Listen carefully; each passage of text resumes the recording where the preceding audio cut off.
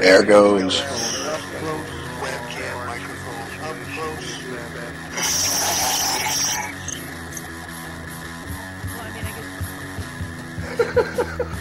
At the age of 19 in 1962, she was a... See, but I have the files.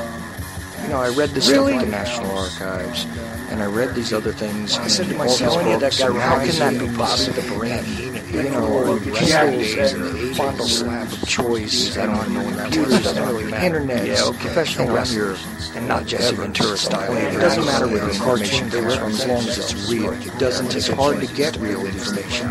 Because seriously, they don't want you to just read these two sources whenever I try to prove out. No, it's not. If you expect your government to tell you the truth, you're going to be sadly disappointed on another one of these things.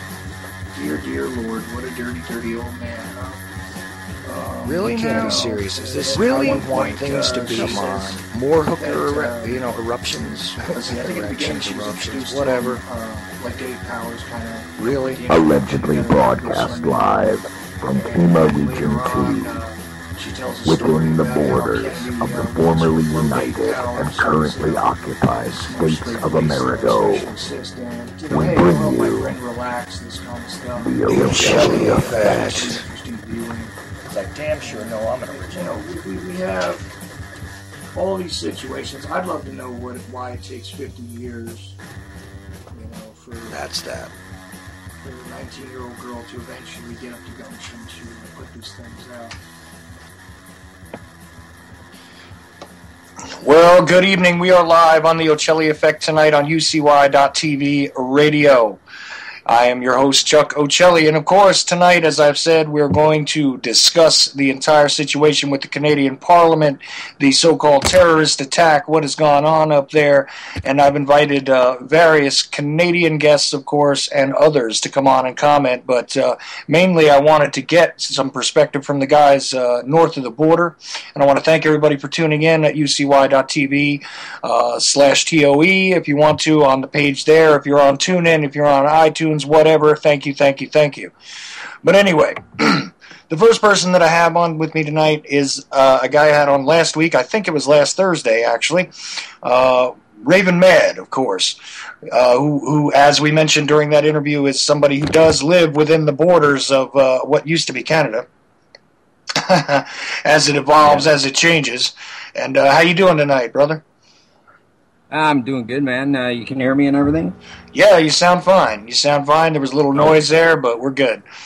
I immediately, when I saw this stuff pop up on the news, okay, I was sitting there with my infant, which I do during the day now a lot, and the first thing that came into my mind is, what's going to happen here, even though it was breaking news and nobody knew anything, is that within an hour, we're going to be confronted with the Islamo-fascist terrorist narrative, and that's going to immediately pop.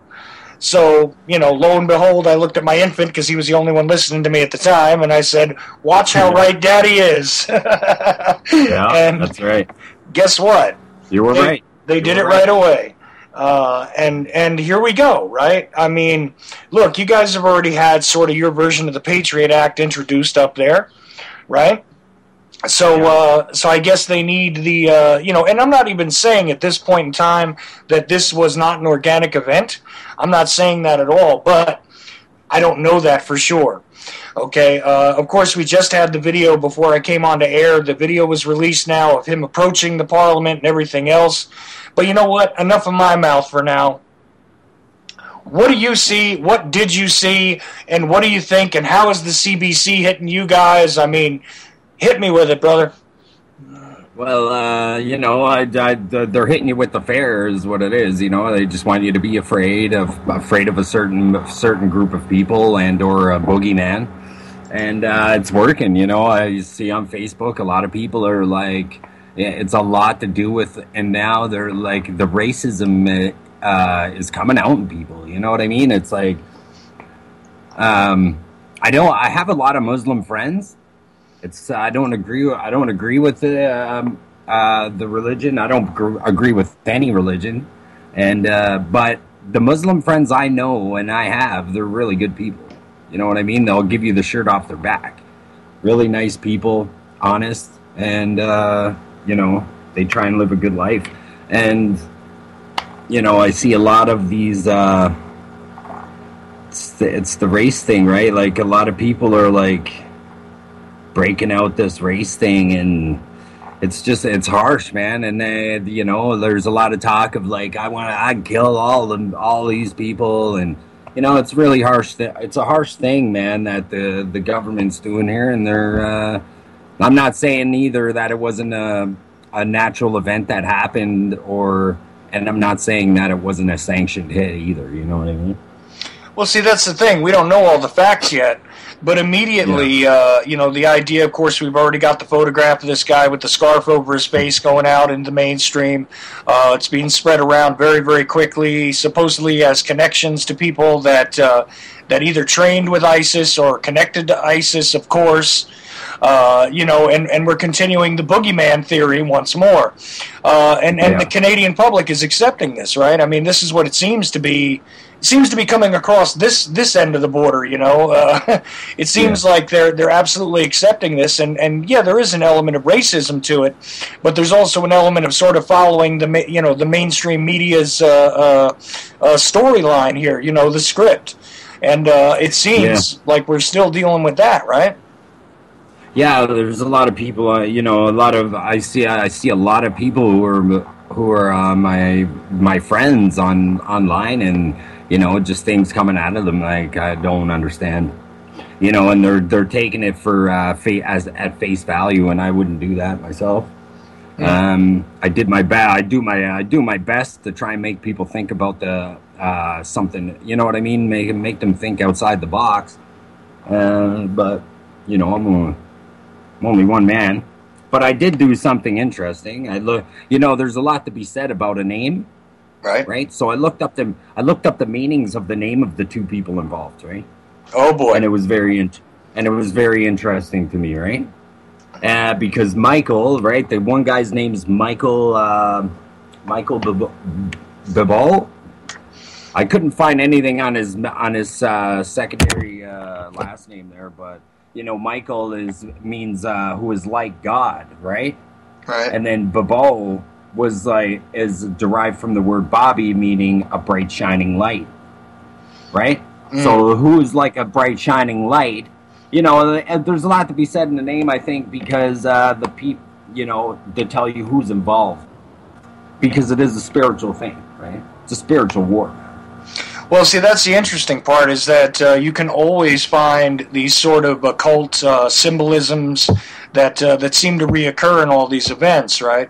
I'll bet if we take a look at where this happened, and we take a look at the individuals' names and everything else, you can find all kinds of symbolism in it. But what disturbed me right away, of course, was your prime minister up there immediately jumping to the we must defend ourselves against these people. Instantly. We need to enact greater controls and a surveillance of the public and everything else in order to protect ourselves from these radicalized Westerners. Which, of course, they told us this was going to happen, though. They definitely did, Raven. They said, we're going to have to watch out for these radicalized Westerners returning or being recruited or whatever else. And I don't know if they did this in Canada. But of course here they also went on the whole, well, this may be a mental health issue. There was a drug arrest in the guy's past. Note again to my listeners the connection to New Jersey, by the way. But that's just a side note. But the thing is that they immediately seized upon all these different things, and of course they're going to go after the whole. A lot of people are going to go after the whole concept of guns need to be controlled as well. But I think it's more about the people and asking for greater permission to become more intrusive as government agencies do. They want to make the Royal Mounted I always screw this up. Royal Canadian Mounted Police, right? They want to give them greater latitude in surveilling and controlling the population domestically too. I mean, this was like immediately all rolled into this guy's statement, or unless I'm misreading it. I mean, what do you think?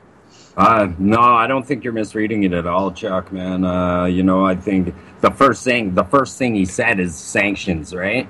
That was the first thing he said, besides sorry to the families for losing people. You know what I mean? Before he didn't even say that, man. You know what I mean? This guy, he's a greasy dude, man. He's he's one of the biggest drug dealers in Canada. He owns all the cargo ships. Him and Paul Martin. They're drug dealers, man. They're losers. They don't care about us. Well, right, and this is the way a lot of this stuff goes. You know what I mean? Yeah. And yeah, you're right. This is one of the first things that happened. Is that one of the first things that happened is he starts talking about sanctions and all this other stuff. And like you said, hey, forget about the human beings, right? That couldn't be first on the agenda there or first during the speech because, and here's the thing, there's all this uproar now and this huge amount of news coverage. And I don't mean to belittle the idea of a loss of life. Remember the shooter's gone, right? This other guy is gone. We got this whole situation, but it's only realistically a couple of people, okay? And what they've done that's pretty efficient, actually. They didn't have to kill 3,000 like they did on 9/11, right? Oh, yeah. So, yeah, go ahead. I find Canadians a little more docile, I don't know what it is. I think it's that CBC mentality. I don't know if you lived here and you watched the CBC growing up, there's a feeling to it. There's this feeling to it of Canadian, man. You know what I mean? It's like, God, they did it real proper, It's like... Well, yeah, that's... Even the hockey games, even when you watch a hockey game on CBC, it's like a feeling, you know what I mean? You get this... I don't know how they did it. It's just a feel, a Canadian feel to it, man. And even on the CBC, they belittle us here. You can see it in the shows how we're docile and you know what I mean. We're calm and we're cool, but they got it all wrong. Well, right, I like that. That's because you have like a state-controlled media there, and it is prolific. I mean, there's plenty of choices on the CBC and all that. And of course, a friend of mine joked that, well, it's a real serious situation when they've canceled the hockey game. But that's the truth, right? I mean, that's almost like the big signal to the populace is that, look, it's a big problem because we've actually canceled the hockey game. And there is a nationalistic kind of feeling that goes throughout all that media, regardless of whether some of them are supposed to sort of lean one way or lean another way. I mean, really, it's the same kind of alphabet soup-controlled media that we have here, except you have the CBC being pretty much the entity, right? Yeah. Yeah, and it's the entity, the CBC entity. Yeah, man. And it's just it just seems sanctioned to me, this whole thing. You know what I mean? Well, see, if it isn't, they jump on opportunity big time. Well, right. They've either staged it or they're using it in an opportunist fashion one way or another to push their agenda. And again, the immediate agenda that screamed to me was that, look, you guys haven't had your Patriot Act Part 2 yet, have you?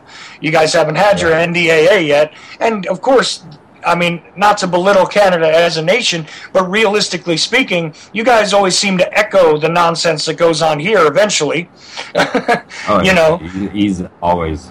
It's always in the States first, right? Do their little practice runs. See how he's... And then you guys get it later, and in 2 languages, no less. Yeah. Yeah, that's funny. So here at least they're only lying to us in American English. So, there they have to lie to you. Go ahead. And legalese. Yeah, well, legalese there.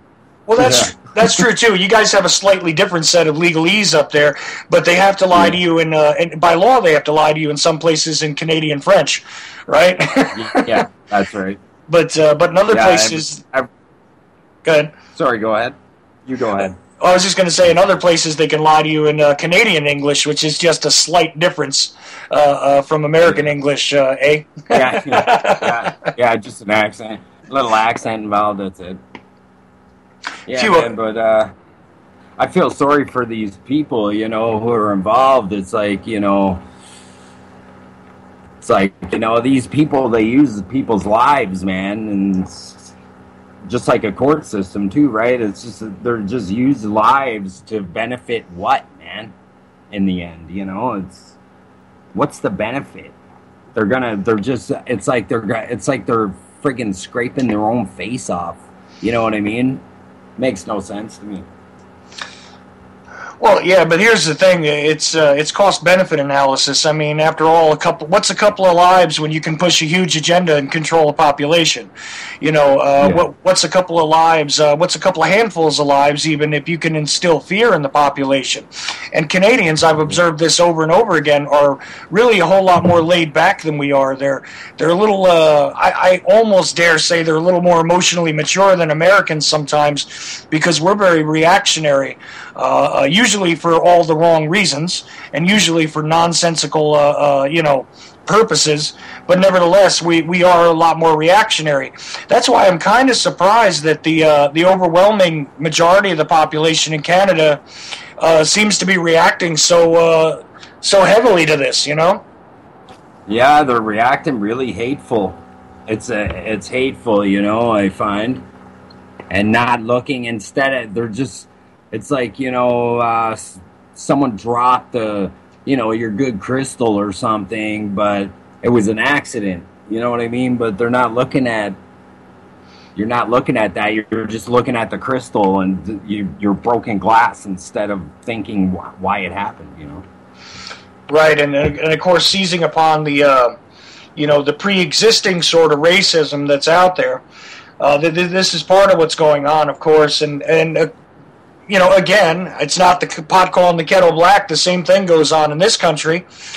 We have the big fear of the Islamo-fascist, nations imposing their will upon us. Bringing Sharia law to America and all this other stuff.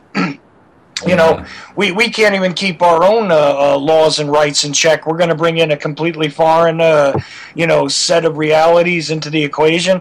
I've always considered that to be like a non-issue, but it's interesting to watch people's reaction to it because after all, like you said, I mean, a lot of it is just based on irrational fear and irrational hatred. So yeah, But how much longer can you stick with me, Raven? I can stick around for another 15, maybe. All right, cool. I was just checking with you because I got a couple other guys I'm going to bring on too. But the thing is, this is definitely one of the angles I wanted to get to, and I'm glad you brought it up first because a lot of people that listen to me sometimes get aggravated with me. They think I'm a little too liberal about stuff. I don't know how trying to not be a racist turns me into a liberal, but whatever. Yeah, well, Well, I wouldn't put a label of liberal on you anyway, man. You know what I mean? You are who you are, man. You're not a liberal. You're not a, Democrat or conservative, whatever you know what I mean? You're you, man. Why do people have to label everything, Oh, because it makes it easier so that they can, classify. If you can classify people with labels, you don't really have to confront the full texture of their realities. You know what I mean? You don't have to contend with what circumstances cause them to do and to be the way they are. So it's a whole lot more simple for most people, I guess, to just deal with a label instead of a person.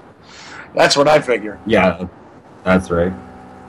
Then you can attack them even more, right? Maybe.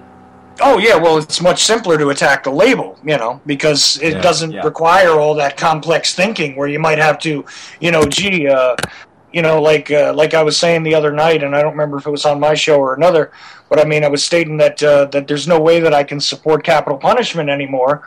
Although in my gut and in an ideal world, I do have some supportive feelings for it.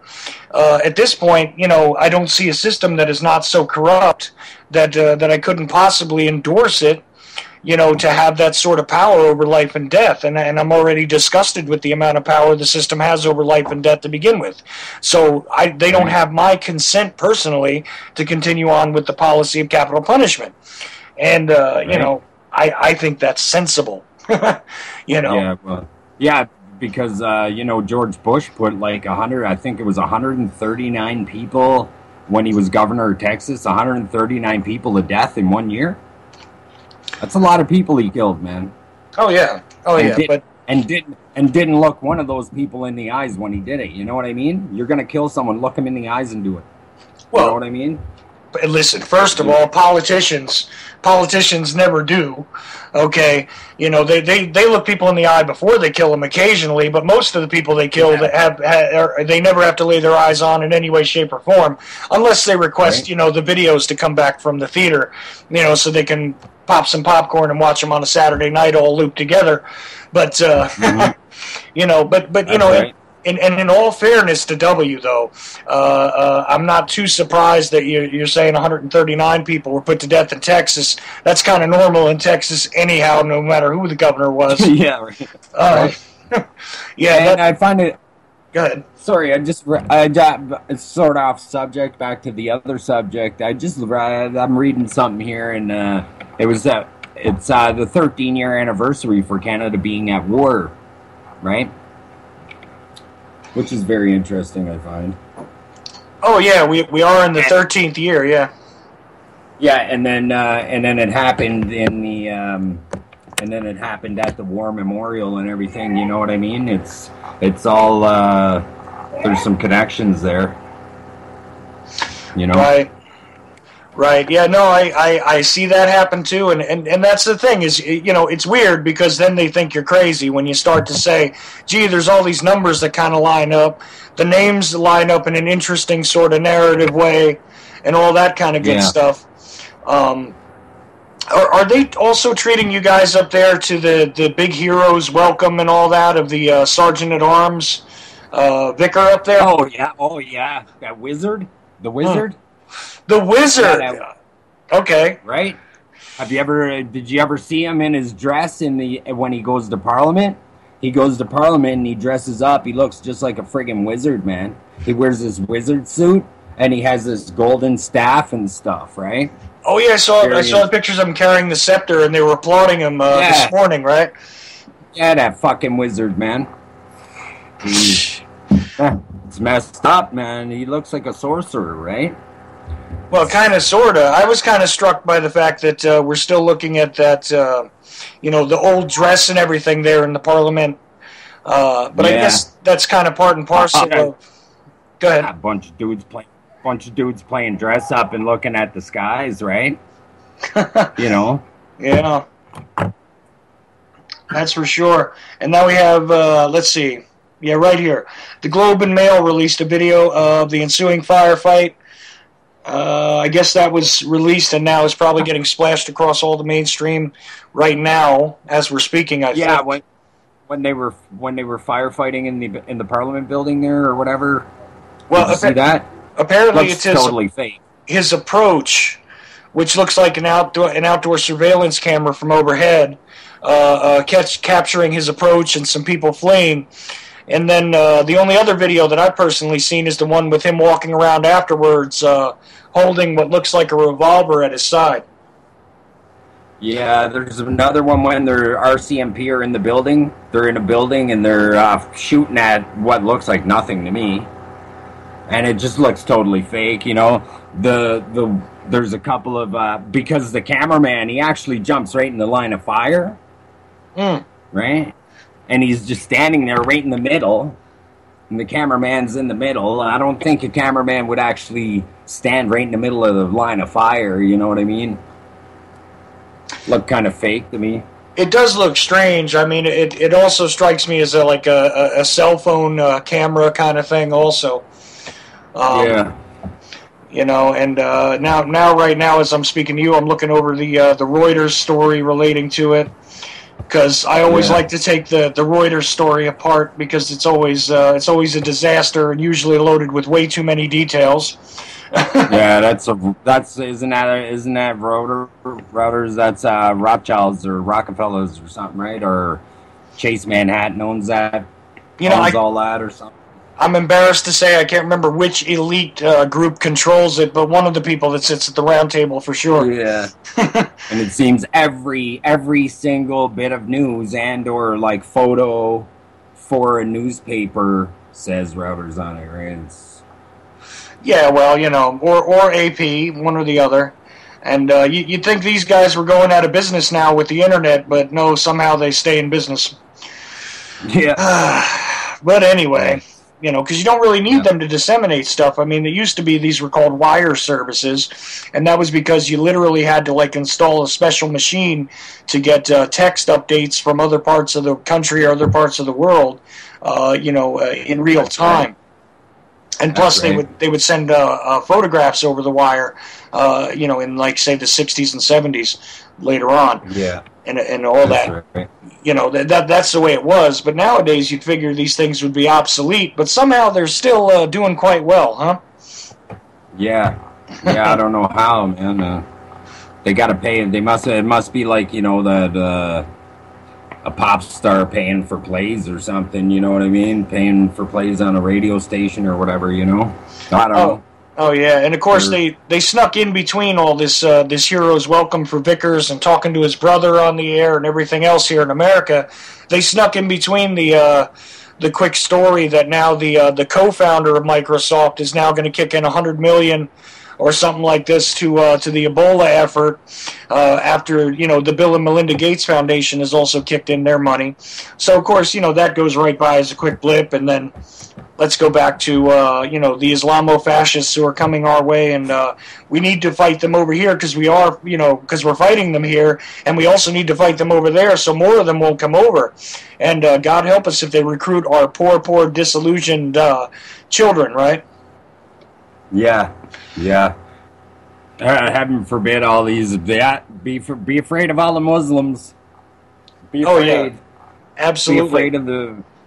You know what I mean? It's like it's not like we personally, as humans or as just the people, the body of people of Canada or the U.S. invited people here. You know what I mean? They brought them here, and now they're trying to tell us to be afraid of them. It doesn't make any sense. Well, of course. And my friend Erica says hi, Chuck. She asked me to say hi. Sorry. No problem. Hello, Erica. Appreciate you listening. And hey, I'm always happy to stop and say hi to a listener. That's for sure.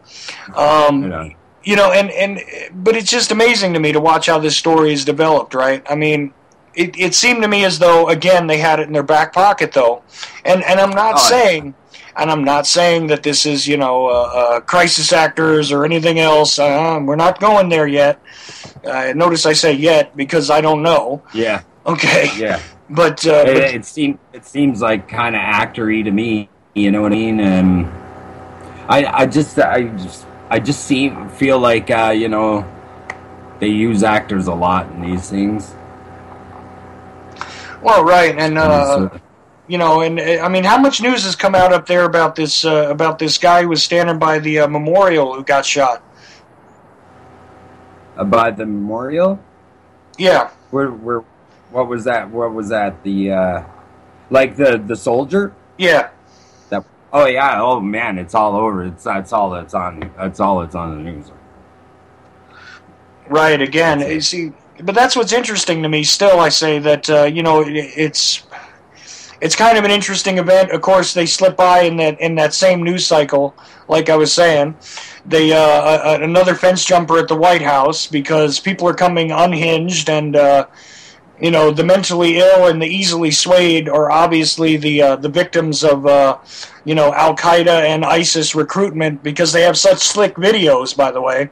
Let's not forget that. And they do use their Twitter very well. Because, within an hour, they had all these Twitter feeds of all these different guys talking about, Canadian Muslims need to rise up and attack Canadians wherever they are because they're your enemies. And, it just seems to me as though it It was pre-manufactured, like already set, you know, like the components of a car being assembled on a line is what I'm watching. I mean, I don't know. This was my instinct again, and look, maybe it's just because I've become too cynical, you know, and I realize. Go ahead. That's also a possibility. It could happen. It could. That's this being cynical. It could happen. Well, but you know, when they beat this shit into you so many times, it's like, what else do you do? You know. Well, Someone can only lie to you a certain amount of times before you'll never believe them again. Well, see, that's what I was going to say, is how many times are they going to lie to us before we start calling them a liar, even when they're telling us the truth anyway? You know, the boy who cried wolf, you know, which is kind of funny because it almost leaves the government in the boy's position, and I hate to even do that, you know. But it's the truth, man. I mean, how many times are they going to tell us to be very, very afraid, to tell us that, you know, we have a great pandemic, we have a great epidemic of this and that and the third thing. Another interesting kind of angle to this, though, just to interrupt myself, is that, you know, in Canada, you guys have a fair amount of guns as well. I mean, not quite as many as we have in the States, but you don't typically have this kind of random gun violence up there anyway, do you? No, not really. There is, though.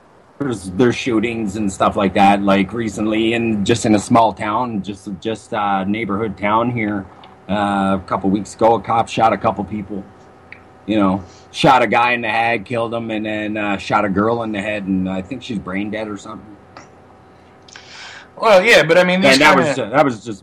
But no, man, it's not crazy, no. Like, but people taking rifles and going to schools and stuff like that don't happen.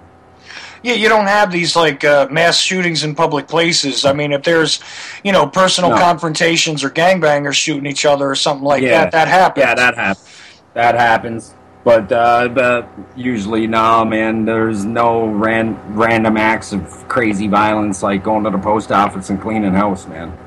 It's not like years ago when I was first reading the stories about the guys who were, you know, walking into places like McDonald's and just starting to shoot the place, you know. It's not like that. And I always wondered about that because, you know, honestly, again, I think it speaks to the different conditioning that Canadians go through. And I don't know if it's because there's, you know, it just seems like you guys are more mellow than us. I don't know. Yeah, we're a mellow bunch up here. We like to fight with our fists, man. And you can fight tomorrow, too, eh? Yeah, well, see, isn't that the beauty of that right there? And plus, I know you and I talked about this, and I don't remember if we talked about it on the air or off. But, I mean, the fact is that, you know, when we were kids, if we beat the crap out of each other with our hands, you know, it wouldn't be too crazy to the next day just be hanging out with the same guy you just bloodied your fists on, right? You know? Yeah. Happened a lot growing up, actually. Right, yeah, so, you know, because I grew up in, you know, areas that weren't exactly the nicest places either, and this is part of how we entertained ourselves, because there weren't any toys, so, you know, and we definitely didn't have the internet to keep us busy either, so. No, that's for sure. You know, so and it was a lot calmer. You didn't have to keep busy trying to learn things and trying to stay ahead of the enemy, you know what I mean? Like, there was no enemy, man. No, the only enemies you had were on your block, you know? Yeah. That was it, you know, and it didn't seem like we had... I mean, all this stuff was being put into place that we know now is just, you know, insanely overlapped, and the giant interlocking control system we're dealing with now, it was all being put into place then, but they didn't have the electronic means, and they didn't really have their program perfected just yet. So, you know, and of course we were much more kept in the dark, I would say, too. Just as a generation, didn't matter what country you were in, you didn't have this overload of information, you didn't have the overload of options and everything else. So, different time, I guess. Yeah, that's right. And I still see... The good old days. The good old days are gone, man. Well, you know, when we were kids, we had real music, not like what you... sorry. You know. Yeah. But, But this does scare me because, again, we're going to see a greater lockdown, and I don't know. I got to be honest again about my ignorance regarding all the legislation that's come up, with your national government up there. But the reality is, I don't think you guys have gotten as extreme or as ridiculous with handing to your internal police forces, okay, in quotes, all these powers that we have here. Yeah. And I'm wondering if this isn't going to be the convenient excuse, Well, there's warrantless checkpoints here. We have you have to you get caught drinking and driving, and you have to get a card lock and stuff in your car. You have to blow into a friggin' breathalyzer to start your car. There's warrantless checkpoints. You know what I mean? The cops are fucking people up here, man. You know what I mean? And that's been going on for a long time. My friend, there's a guy there's a group, if anyone wants to go check it out and join, it's called Justice for Clayton Miller.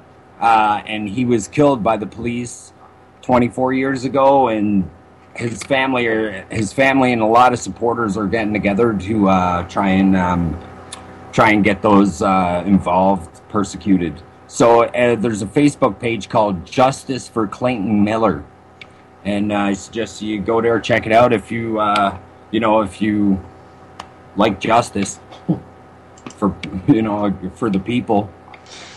No, absolutely. Yeah, I check into stuff like that, and just drop me that name in print somewhere, because I know I'll forget about it, and I'll check it out too.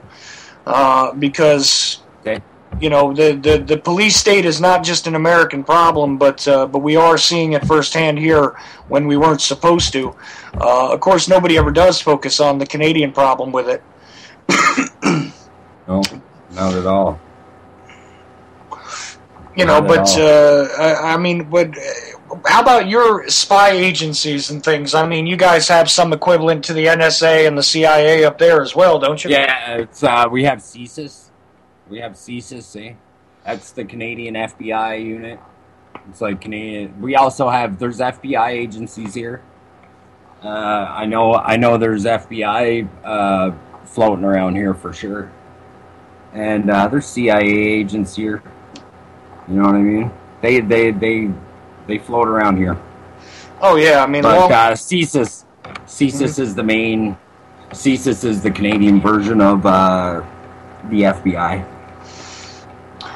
All right, and then when people talk about the Royal Canadian Mounted Police, though, I don't think they understand how that agency works. I mean, you want to give people an idea in America what that's all about, because they keep being brought up during this story as well. Yeah, they're federal police. They're the feds, eh? And then in your town, you might have, say, if it's too small of a town, you won't have a town like a municipality or like a city police. You wouldn't have a city police. You would have the RCMP would be there. Here in this small town I'm at right now, McBride, where I'm hanging out right now, there's 3-4 of them. There's 4 RCMP. Where I live in Dome Creek, there's none. I don't know. There's no police there. Then there's like 30 people, and it's clean of police. But the RCMP do come out there once a month or something, and drive around, talk to people, and then they leave. And no one actually wants them out there. And they offered to come out there, and everybody voted against it. So, you know, and the RCMP, they don't have any more jurisdiction over anybody. It's more like, they're everywhere, man. Even if is a city police, there will be a RCMP office there too, right? Oh, okay. So it is sort of like the RCMP is sort of like the policing agencies within the FBI. Yeah, that's right. They're in a costume though. They wear a costume. You know what I mean? They're not plain clothes and stuff like that. They wear a costume, and you can tell they're an officer. You know. They're supposed to be peace officers, right? They're supposed to be acting as peace officers, but now they turned into policy enforcers. Well, yeah, that's like all of our local police here have basically done the same thing. They're supposed to be peace officers, on the local level, and that's not what they are. Now they become policy enforcers and, technically speaking, law enforcement agents. Yeah. Which is not really what your local police are supposed to be doing, but they do it anyway. Yeah. Yeah. Also, like, you can. It's real tricky. But if an RCMP officer approaches you, you can ask him how he's acting, right? You can be like, "Are you acting as a policy enforcer or peace officer, sir?" And they'll tell you. Usually, them guys will tell you. They're trained a little different. They're trained to I think they're trained more to be a peace officer. No kidding. See, they've really blurred those lines in this country. There's no longer a way to really differentiate, and I think they basically by doing this, they've done away with the concept of peace officers. Essentially, this is why they've taken away like slogans off of their cars that used to say stuff like "protect and serve." That's no longer there.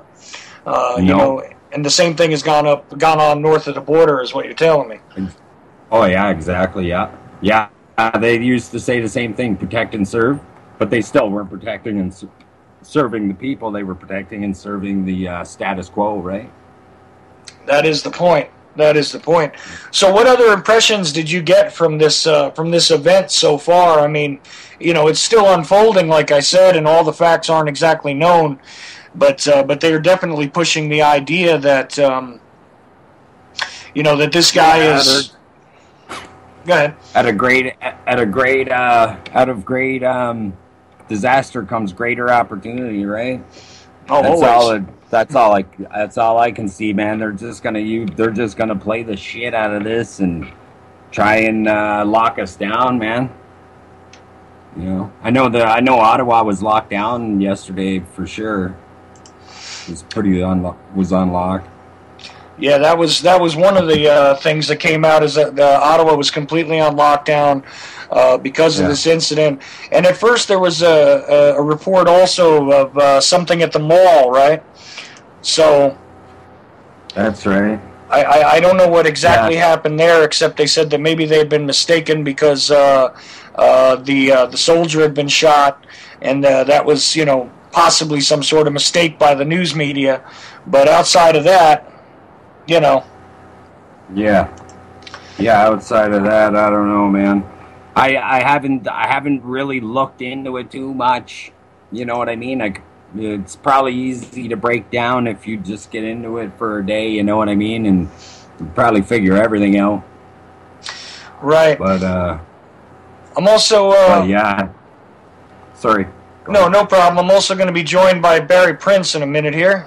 Let's see. Oh, maybe not. But I've got other people that are going to join in on this discussion as well. So let's see what we can do. And you know what, Raven? I'm gonna kind of let you go here, man. But I really appreciate you stopping in and talking to me about this. And no problem, man. I really wanted the perspective of the people that are there and witnessing this, north of the border. So I appreciate your time, man. Thank you. Hey, I appreciate you having me on, Chuck. Anytime, eh? Take care, man. Absolutely, brother. You keep your head down and don't let them lie to you, brother. Oh yeah, never. All right. James Easton, you with me? I'm here. How's it going? Oh, how you doing, sir? Pretty good. I just put together a video and I'm about to upload it. Well, it's uploading. I spent about 4 hours on it. Right. So go ahead, James. You were. I'm kind of doing this sort of on the fly and assembling stuff as best I can here. Of course, I'm always live and always unscripted, so I wanted to get your impressions about this whole situation up there. Well, I'll be straight up with you. When I first heard it from a friend, I was like, oh my God, like natural reaction. And then I started thinking about it. And ultimately, I started talking to friends that I know are awake, who aren't sheep, who think critically, analyze things. These are the friends I have. I try not to associate with really stupid people. And I hate to say it like that, but it's just the way it is. It's like in this day and age, you're going to stay alive, not just you, but everybody you love and care about. If you see the big picture, then the people you want to associate with are intelligent and analytical and critically thinking kind of people. So what I started to hear from them was an echo of what I was thinking. And it's the same across the board. This is bullshit. Well, yeah, because right away they jumped immediately to the narrative, like I said earlier, about the, look, we're getting these people being recruited and, what was the term now? Radicalized, right? Radicalized by ISIS, because they do have their slick propaganda videos at this point, right? This is the narrative anyway. And it did seem strange to me that right away you had your prime minister jumping right out and talking about this as well and saying that, well, what we need to do as a solution right away before all the facts are known or before anything else has really come together here, because not to say anything about the RCMP in general, but how prolific an investigative agency they would have to be to track all this down right away, right? Yeah. But nevertheless, it's like what we need to do is expand the powers of surveillance and give the police greater control and greater powers to enforce things and to monitor individuals, et cetera, et cetera. And it sounds to me like you guys are getting ready to have Patriot Act 2, an NDAA. Your version of it, though, of course, because you've already sort of had your own Patriot Act, right? Actually, not too sure about that, but in terms of a Patriot Act, we have had laws and legislation that aren't as draconian as the Patriot Act. Like, when that came out, I mean, I looked at the U.S. and I was like, oh my fucking God, there goes the freedom that Americans love so much and don't even know has been just stripped right from them.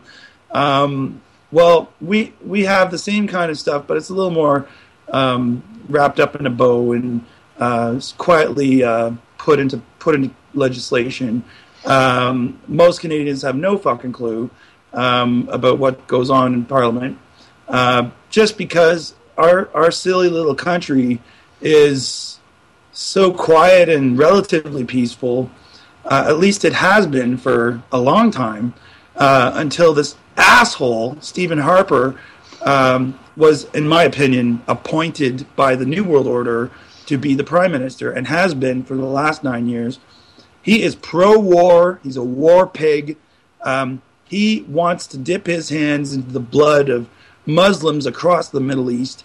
Now, I'm a white-bread Canadian, but I'm not a lover of Muslims. I'm a lover of people. I'm a people person.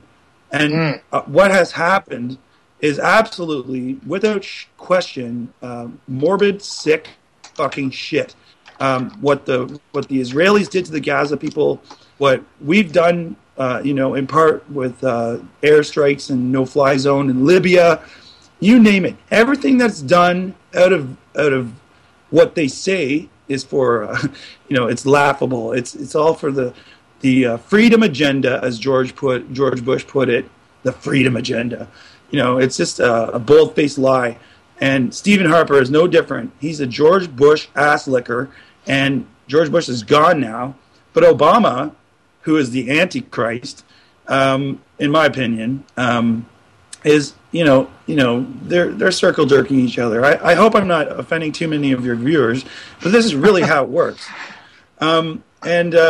So we haven't had quite the same thing, but you can bet they're going to ram through all this bullshit legislation to keep us safe and secure from ISIS, evil ISIS, this mysterious boogeyman that no one really has a finger on, but, it's there. Terror, be afraid.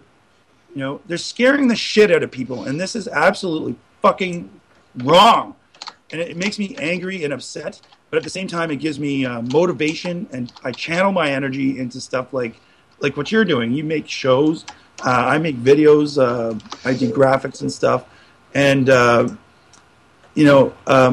like you said, it's problem reaction solution time. The problem is this, and the reaction is this, and the solution is almost within a day. It's unloaded on the populace through the CBC, which is nothing more than a vehicle for lies and deception. And let's not forget the overarching oligarchical, whatever the fuck you want to call it, the richest, most powerful, evil, fucking satanic-loving, Luciferian people who call themselves the elite, who think that everybody below them are eaters and that we're all just shit and we all need to die because they believe in something called eugenics. You got to know that this is all part of the plan. So what happened yesterday is just another peanut in the barrel. Well, right. I mean, this is precisely what we're looking at. I mean, but it just struck me also that they immediately had this stuff in hand regarding, where they were going to go with the narrative. They had, of course, the Twitter feeds of the so-called inspiration ready to go, all this stuff, and now we're being treated to the heroism of Vicar, who seems to be an interesting guy, who was the sergeant at arms there, and all this other stuff, and it just amazes me though that it seems as though the Canadian population is accepting this so far. In general, I'm not saying everybody, but it seems as though they're totally accepting this, and maybe I've become far too cynical. And again, I'm not even saying that this is a staged event. I don't know enough to make that statement at this point. I'm saying that at the very least, we can see the opportunism being taken by the mainstream to once again play the fear card, to once again push the whole Islamo-fascist kind of narrative forward, to bolster the ISIS crisis narrative again and again, and I mean, that's all I'm seeing, and I'm wondering if it looks a little different north of the border. That's all I'm wondering. It doesn't look any different to me. I pay attention, and I've been, ever since 9/11, I had no love for America in particular. I thought America was a tough, mean, gun-toting, warring, sinful nation. But after 9/11, I looked into things and I got to know people, and I started to realize that they're just like us.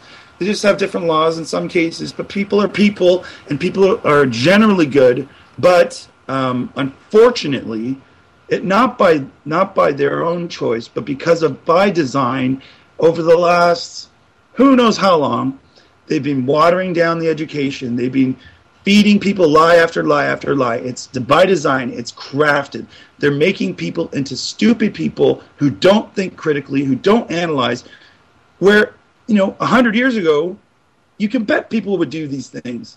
That it was a requirement of being a responsible person. Well, nowadays, it's like, don't think for yourself. Just listen to the television. It'll tell you the truth. And that's, part of our downfall. And I wanted to allude to the fact that 9/11, in my movie on 9/11, The Biggest Lie, I threw in the part about the German Reichstag, how Hitler had it burnt to the ground, which is German parliament. And then he blamed it on the communists, and everybody, because Hitler owned the newspapers at this point, everybody jumped on the communists, and Hitler was brought to power. We have the potential for another fucking Hitler or many Hitlers, and this is fucking scary shit. Oh, well, it's not going to be one guy this time. It's a group of them. So, and in the United States, of course, people say, well, the most that they'll serve is 8 years and all this other stuff. That means that you don't really realize that we're really looking at Bush's, 6th or 7th term by now, in reality, because it's the same agenda that H.W. was involved in. And you can go further back. You can say that he was running things essentially during the Reagan years and on and on and on. But it's all the same crap. It all seems to go in the same direction, doesn't it? Well, yes, and that direction is straight down the tubes. And people don't notice gradual, incremental lies that build up to a big, fat slap in the face. But some of us do. Some of us do.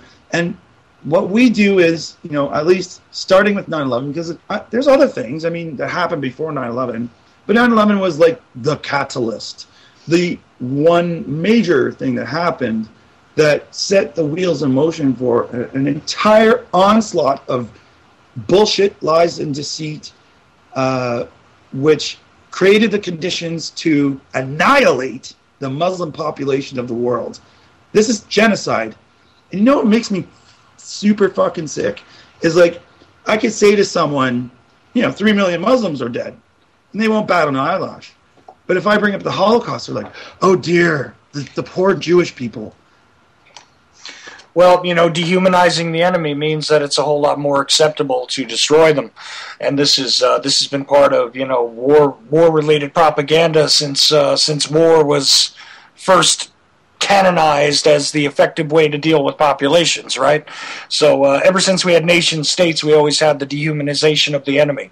This is typical. Look, James, I really appreciate you stopping by. And, of course, James Easton is the guy who does 9/11, The Biggest Lie. Absolutely the guy that I had on discussing the no planes theory. In case people don't know who he is, I just wanted to make sure that we mention that one more time. You've also got a radio show now going too, right? Yeah, I have Wake Up 9/11, and I'm on with Brandon Council on NWO Truth Radio Media. I'd have 2 shows, Tuesday and Thursday at 9 p.m., so I better get cracking. There you go. So, look, I'm going to let you go, James, but because I got a couple other people I want to get to, and I don't want to run out of time. But I'm telling you right now, you and I still see eye to eye on a lot of things, sir. So I appreciate that. And actually, one of the ones that you got coming up will have a little piece with me in it too, right? That's correct. And you're brilliant, man. I love talking to you. Well, I appreciate that, James, and I love not all your views, but I do love the fact that you're thinking for yourself, you listen, and you have a discussion, which is something that a lot of people don't do out there when they're doing this kind of stuff, and this is why I always appreciate you, and I really want to thank you again for joining me tonight. All right, take care. Thanks a lot. All right, thanks, James. Psy Girl. Oh, I have Psy Girl on the line, but I don't know if she can hear me. Yeah, I just unmuted. Can you hear me now? I sure can. And I thought of you when I was sitting there and rolling this around in my head, because you, every time I've ever heard you speak anywhere, not just on this network, but in a couple other places, believe it or not, every time I hear you speak, you always just pull things together and give us an overview that I'm not even capable of producing. Okay, and a whole lot of people out there that have their own shows and do all that kind of stuff are not capable of producing. So I'm not even going to ask you questions. I just want to know what your take is on this whole situation with the attack on the Canadian Parliament. And I know you're not a Canadian. You're one of the people I asked to come on that isn't a Canadian, but I needed to hear what you had to say about this. I'm sorry. Well, I mean, all I can assess is what I do. I scan the media. Mm-hmm. Especially commercial. I have the time to scan commercial radio, terrestrial radio, AM talk radio, which is, often characterized as conservative, but I also listen to the local NPR affiliates and some of the other ones. I listen to Pacifica, which is sort of like, I guess, National Communist Radio. I scan the web. Mainly what I'm looking at is the psychological and cultural direction, the strategic direction that things are moving in, and how are events used. Your previous guests used the term staged, the possibility of staged. I happen to think, yeah, most events are staged, and even if they're not staged, even if they are to some degree or another spontaneous, there's nothing spontaneous about the narrative. The narrative is clearly reorganized, rewritten, edited, contrived. We end up not really knowing what happened. So we know the narrative is managed through the electronic media at all different levels. And it strikes you as prefabricated, doesn't it? You'd think that would be transparent to people. Oh, before we get into this too deep, I got to respond to something your prior speaker referenced. Sure. The legendary Reichstag fire of February 27th, 1933, where it appears that what would be the equivalent of our House of Representatives or Senate was torched in Berlin. Mm-hmm. And this event became the pretext for the regime in power, of which Hitler was the chancellor. Which thought about the Enabling Act, right? Yeah, all that. It allowed them to impose a police state, even though no one was actually killed in this fire. Right. Unlike 9/11. I wanted to reference the fact, as a matter of history, that there were culturally and statistically significant numbers of Germans who stood up the day after the Reichstag fire and said, hey, this is a setup, we're not buying it. And these included a number of several, admittedly a small minority, but several mainstream newspapers. At that time in Germany, when you talk media, what you're talking about is radio, newspapers, cinema to a lesser extent, film to a lesser extent, but mainly newspapers and radio. And this was the Munich Post I'm thinking of, which was a major mainstream paper in Munich. The Munich Post tried to expose this, stood up against it, and Hitler moved immediately to shut them down, which he did. They were busted up. The publishers and the writers were rounded up, locked up. The actual presses themselves were publicly smashed, I think, at some kind of a ceremony by the SA, the stormtroopers. At that time, Hitler had not yet moved against them. Well, the brown shirts did that, right? Brown shirts, right. They were his sort of, I would say they were his more honestly radical element. Angry, embittered veterans of World War I, or students burdened with bankruptcy and debt. God, am I painting a picture of a contemporary America or what? There you go. This is almost what we're confronted with now. It's just that they haven't given out the brown shirts. Well, those young men were looking, most part young men. There were women involved in the National Socialist movement as well, millions, but young men were demanding a little bit of justice and fair, it was a social movement. Of course, as I say, Hitler turned around and he wiped out the whole leadership of the SA in the Night of the Long Knives. So these revolutions take strange turns at various points. And when he did that, no one said much. He did that to make the army and the old aristocracy happy. And the industrialists and the bankers, that he was not really because the cornerstone of the brown shirts' allegiance to National Socialism was the concept of the breaking of the shackles of interest. And this would have been not only ending usury, but ending central private banking in Germany. Right. And that's not quite what the National Socialists did. And that's another discussion, what their actual policies were. Right. But here's why I'm making this point. Unlike the shame of our nation, a rich nation, a nation with a so-called public education system rolling in money, equipped to teach, to mold young minds, in the practice of civic virtue and due diligence in examining narratives and what's told to them. Virtually no one of any significance in mainstream media in America questioned the fundamental core 9/11 narrative in the weeks and months and even years afterwards. Whereas in Germany, to their credit, there was a significant German resistance. They just got mowed down. They got overwhelmed, and they didn't get any international support.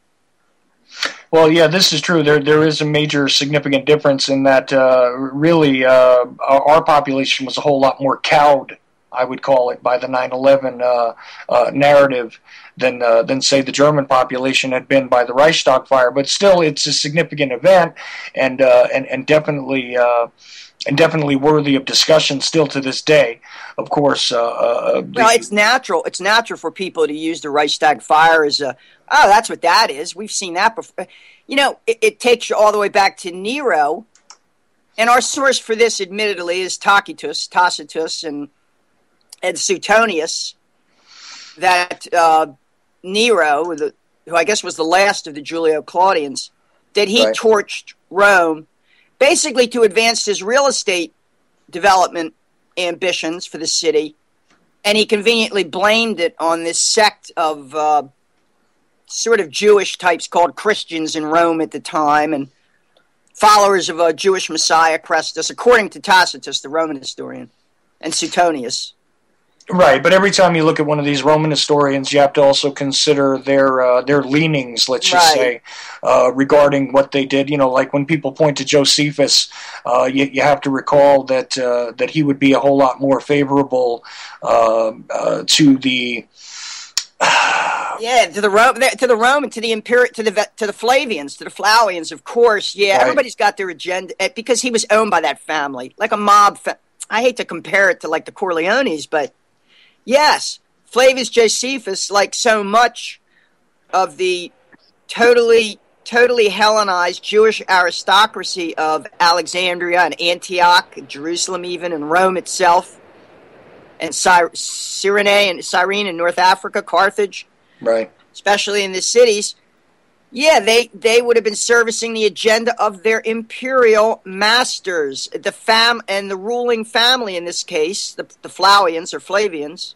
So yeah, it's like a gangster kind of thing, and that's what you see operating. People, right, you don't know how accurate the historical account, what we get from Tacitus and Suetonius about the end of the Roman Republic and the imperial period, you're right, has been edited and sifted principally by the Roman Catholic Church, but you know, but nevertheless, even the original documentation is questionable based on the person's position, their access to information, what they were allowed to inscribe, and so on and so forth. What if the Roman police could have gotten some, deranged or mentally disabled Christian to, the way that Goering and his people got some mentally unstable Dutch guy who happened to be hanging around a communist party to torch the Reichstag. In other words, you can always find a patsy out there, right? Marinus van der Lubbe, yeah. Yeah, right. That guy. You know all that, right? Yeah, exactly. And you know what? I brought Sylvan Henry into the discussion here because I want to continue on with some interesting thoughts from those who are actually in Canada and see if they're getting anything different than what we're getting regarding this whole situation. Sylvan, I don't know if you've been listening, but we were discussing how pretty much this is the same old story, and of course this is being utilized to kind of whip up the Canadian public into a frenzy regarding this, and continue on with the narrative about the ISIS crisis and how it is that we need to fight them over here so that these kind of things don't happen over here. We got to hit them over there, and public sentiment being ramped up, and of course we brought up the idea of also increasing police state powers and things like that, because I noted, and several other speakers so far tonight have noted that of course the Prime Minister immediately leapt to that about giving greater powers of control to the police agencies, and greater surveillance needs to be had, and et cetera, et cetera. So to kind of throw you into the fire, Sylvan, what are you seeing? Okay, well, first of all, can you hear me? Sure can. Okay, good. Thank you very much for inviting me to your show. I'm a resident of the National Capital Region of Canada, and during the day I work in a building opposite the Privy Council office. For those who live in Ottawa, it's not too far away from the Terry Fox statue, which is facing the Parliament. In other words, from my, in front of my building, I can shoot a stone to the Parliament. Okay, it's that close. And when it happened, I was in the building, one of the higher floors, and I noticed many police cars were coming in and fire trucks, and then they were blocking the road, and they're putting yellow ribbon everywhere, and I knew something was happening. I didn't know what it was, but a friend was listening to the radio and said, "Look, this is what is happening." So we just had bits and pieces of information, and when I saw the fire trucks and what seemed to me as a bomb containment truck, I said, "This is time for me to leave the building." So I told my boss I was going for a coffee. And I went downstairs with a colleague to Tim Hortons, and about a street away. First of all, we were locked into the building. There were some police in front of our building, and they locked, and they would not let us out. Neither would they let people in. But thankfully, my colleague knew another way to get out, and so we went through a back door and we escaped, and we were walking the streets, and we had police telling us, "What are you doing here in the street? And this is blocked, and you have to get out of the of this perimeter." And it's okay. And so I said, "Where do you want us to go?" So we went here, we went there, and from every street intersection. By the way, we were walking in the middle of the street. The streets were closed from traffic. There were yellow ribbons everywhere. So, in other words, the reports about Ottawa going on lockdown are quite accurate. This is what did happen in the streets there. Yeah, I'll tell you to what extent it was, okay? Mm-hmm. So, like, at every intersection, there were police cars, several police cars, and they were screaming at us, actually, telling us, "Get out of this zone." This is where should I go? So, in other words, I was pushed out of the zone, out of the dangerous perimeter with my colleague, and we tried to go in a restaurant or in a cafe or a Tim Hortons, and they were all locked. The shopping malls, the business office towers were all locked. You couldn't get in, neither could you leave. Okay? So I called my boss, and I said, "Look, boss," I said, "I can't come back in the building." And he said, "No," he said, "Sylvain, we got word from the city, and neither can we, and we were instructed to stay away from the windows, and to stay in the core of the building, and to stay away from the elevator doors." So anyways, I went out into the safe zone, and a funny thing happened. I need to go to the bathroom real bad. And there are no trees in downtown Ottawa. And all the buildings were closed, all the restaurants, the malls, and I was just looking for a place to pee. And finally I had to walk a kilometer, and I found somebody would let me in.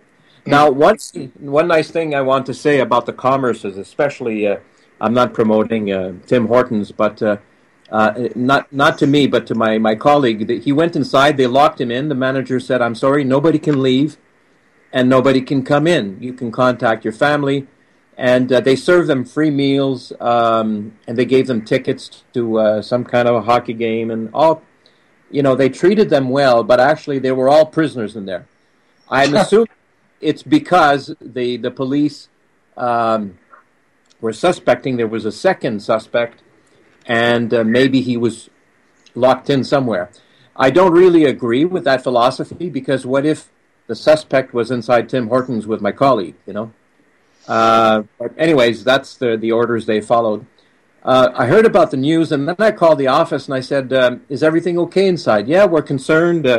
Even our customers can't leave, and their parking, meter has expired, and they're worried, and a lot of issues. But the main issue was food."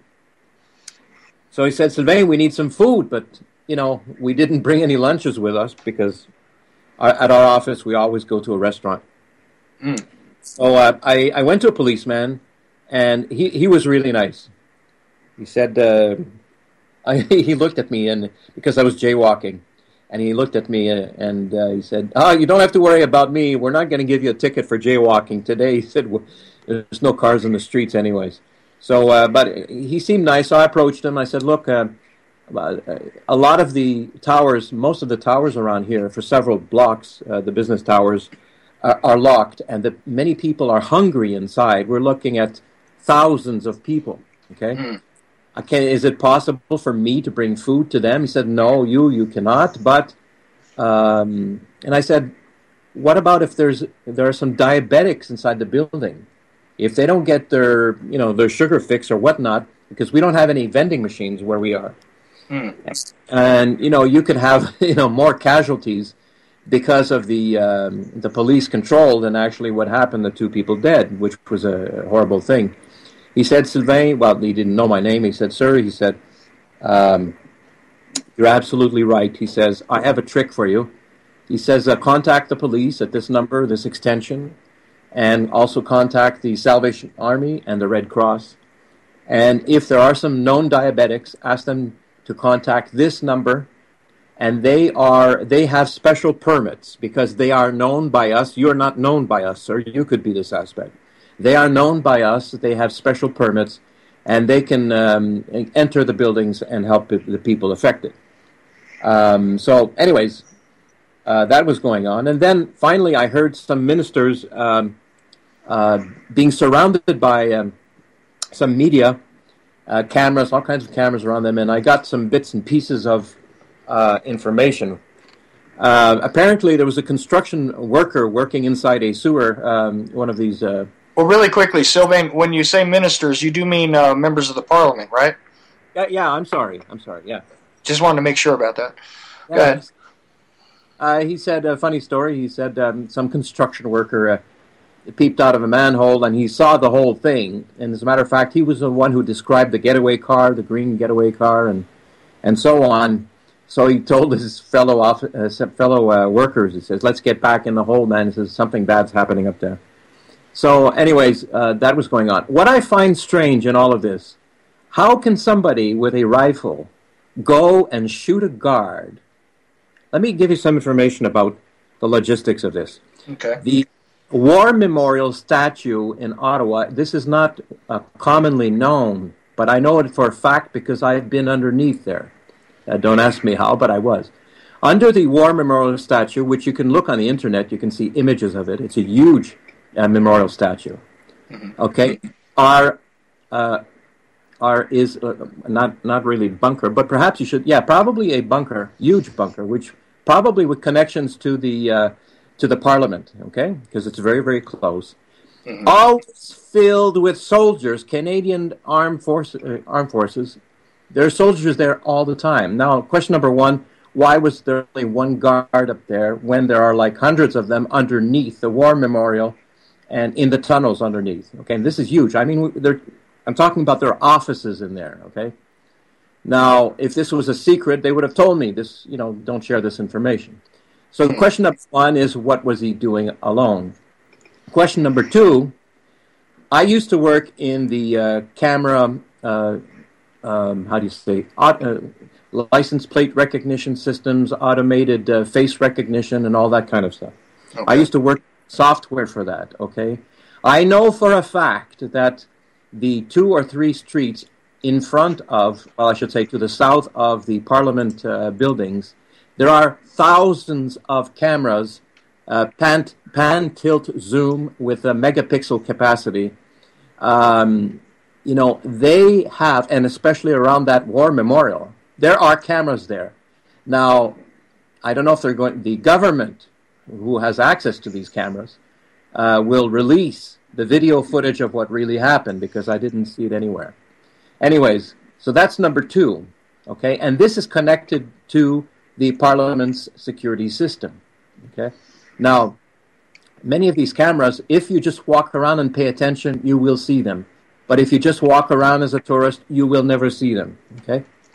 It's just like going to Walmart's. Nobody ever notices there are cameras on top of the cash, every single cash register, everywhere in Walmart's, okay? Right. Watching every transaction you make, and probably every number you punch in, if you use a debit card. The same thing at McDonald's, too. Anyways, so that's the question number 2, is about the cameras. Now, imagine a guy taking a rifle, shooting a soldier over a military base, and then walking over, or taking a vehicle, hijacking a vehicle, going to Parliament, walking inside, and then shooting all over the place. I know 20 years ago, nobody ever locked their cars or their front doors in Canada, in their homes, but times have changed, okay? Mm-hmm. All I'm saying is I believe, first of all, this is a horrible thing that happened, but Right. I believe that somebody let this happen. That's my belief, because there's too much security there for it not to be noticed. So, well, see, this is another strange thing, because just before I went to air, I noticed that they're talking about the release of the video with this guy approaching, and you are treated to a snippet of this anyway so far that I've seen, where people are fleeing, and you can see that part of it, but it doesn't look like it's a high-res thing. It looks like it's something that's quite above the ground, and probably one of the more antiquated video cameras out there. Have you seen that yet? no, I haven't seen that footage, but the kind of technology they have available there on Spark Street, that is like the pedestrian-only street that leads to the War Memorial. I'm talking all megapixel cameras, okay, which can zoom in, and the cameras themselves can be controlled remotely. So they do have footage. Well, not only that, there's got to be a team of guys who are observing this too, because generally speaking, when you have a bank of cameras set up like that, you have a way to observe it. Multiple video screens, probably more than one location. There's usually security officers that are just assigned to do that. And what you're telling me is that they're more than capable, and they have more than adequate coverage to have seen all this stuff unraveling right away. From your own knowledge, right? Oh yes, I know that for a fact. And I find that's a shame for the security forces we have. You wouldn't believe how many security forces we have here. We've got the Gatineau Police, we have the Ottawa Police, we have the Canadian Mounted Police here, we have a whole bunch of secret security police, and they've got cameras everywhere, especially in that area. And it would be a shame if they didn't. Assume I'm lying. It would be a shame. I mean, this is the most important place in all of Canada. But they do. Yeah, but it seems to me that again we have a situation where public sentiment is the real target here, and I don't go as far as to say that this is a staged event, but it does stink right away, as far as I'm concerned, because it just seems like they had the narrative in their back pocket already. It seems as though the statement from the Prime Minister right away is to jump to increasing surveillance, increasing police powers, et cetera, et cetera. It seems as though, maybe I'm wrong again, but it seems as though the majority of the Canadian public are buying this, lock, stock, and barrel. I mean, maybe I'm wrong. Okay, first of all, I'm not saying that this was planned. No, neither am I. I wanted to make that clear. I'm not saying it was planned. I'm just saying that it does speak immediately to the opportunism, almost like it was. At the least, you could say that they were prepared to seize upon something like this. How about that? Yeah, and look at that. Okay, that street, Spark Street and Wellington Street, Queen Street. We're talking about the Bank of Canada being there, the Bank of Montreal, the Canadian Imperial Bank of Commerce. The list goes on and on. All the big banks are there. Okay, they have cameras. Okay, and we're being watched everywhere. It's a known fact. Anyways, I feel very, very sorry for the officer who lost his life and for his family. And I think more should be done to protect our soldiers. And common sense things like, okay, we live in a different era now, and I think soldiers should take off their uniform at night. I live in Gatineau. I live, walking distance away from downtown Ottawa, and I see officers, military officers, wear their uniform weekends, evenings, and because they feel comfortable, they always felt comfortable. But now we had that incident in Saint-Jean-sur-Richelieu where, two soldiers were just run down by this guy. I mean, within a week, You think they would react sooner? I mean, are they just trying to use this as an excuse to do a repeat of the War Measures Act of 1970? And I remember that when there was a terrorist who captured some ministers and killed one of them. We had tanks in the street. You know, we had curfew. Okay, we had a siren in Montreal in certain parts, and we couldn't go out at certain time. And the soldiers were in charge of security, not the police. The police were there for investigation, for assisting the soldiers, and that was overkill. But I think something like the War Measures Act will probably be enacted, or maybe some kind of like a Patriot Act that will give the government more control over us. You know, they always go overboard, but one thing I want to say, look, what the guy did was a horrible thing. But it is as a reaction to what is happening, I'm sure, in the Middle East. And, I mean, 2.5 million Muslims were killed in the Middle East in the last 10 years by Western forces. And Canada, Harper's government, not the Canadian government, but the one, he's in power right now. He decided to send some of our jets and just drop some bombs on people, kill some citizens, like we did in Libya.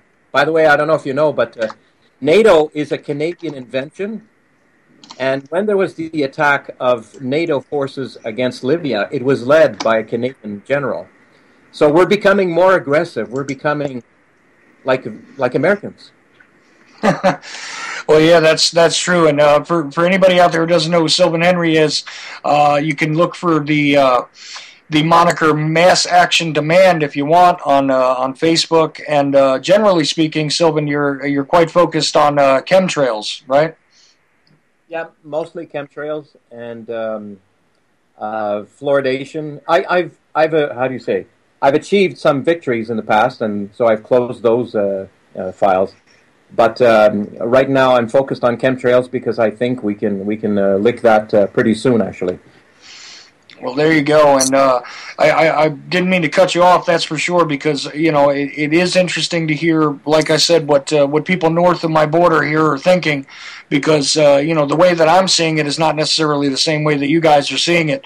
But the funny thing is, you are saying almost the same thing I opened the show up with, which is that it seems to me like Canadians better get ready, because there's going to be a whole lot more of the Patriot Act and NDAA type legislation that's going to be enacted, I think, based on what happened here. So one way or another, whether it was opportunism by the politicians and the media, or if it was a staged event, or if it was, a lie-hop type of event where it's allowed to happen on purpose, whatever. The point is that this is still going to be utilized, I think, to further suppress the liberties that are enjoyed by the Canadian people. And I think that's what we got to be aware of here so far, and I think the story is still yet to be told. I don't believe that we fully understand it like the mainstream here seems to think that we do inside of a day. Well, what is unfortunate, the mainstream media controls what the public perception of the reality, okay, or illusion, and thanks to people like you who broadcast and invite intelligent people who can who are credible and who can justify what they say and point to original sources, not just opinions. I'm not a man of opinions. So what I see is happening is that ever since the birth of U.S. Northcom, U.S. Northcom is the the combined armies of Mexico, Canada, and the United States. It's called U.S. Northcom. The first, exercise of Northcom in Canada was at the G20 conference in Toronto, where $1.5 billion were spent on security for the G20 attendees, and many of the soldiers, or the security forces, were actually American soldiers, because it was a joint U.S. Northcom operation. So what's happening here is that not only is Canada losing its identity, but also the United States. And pretty soon we'll be taking orders from the United Nations, whatever that is. Right. And, one of these days I do want to get together with you on a chemtrail show, by the way.